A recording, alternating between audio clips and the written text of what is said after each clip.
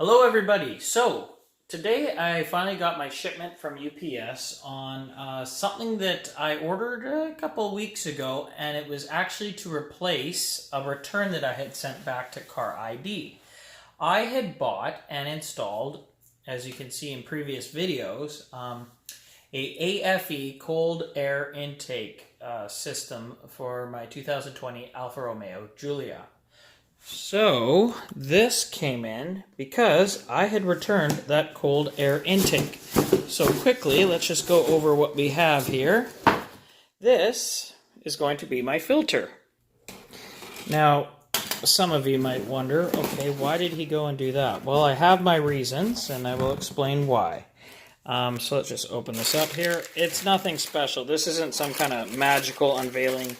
It really is this little guy. I'm going to be making a separate video where I put it in, and then we'll do some reviews on it. It's quite heavy, actually. I'm surprised. And, of course, a little instruction booklet.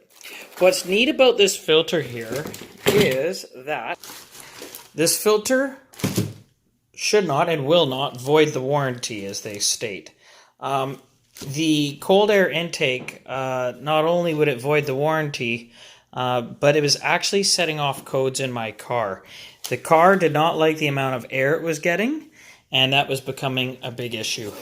When your car starts setting off codes and errors, and the check engine light comes on repeatedly, that's when you know you can't keep going with it. The car is brand new. I didn't want to, I don't mind doing some things on it, but I didn't want to take it too far.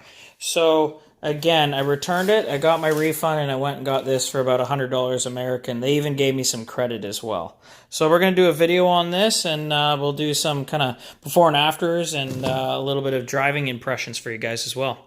Don't forget to subscribe. Always doing more videos. I just want to do an update on the aFe. This is the beautiful pre-oiled filter. Love it.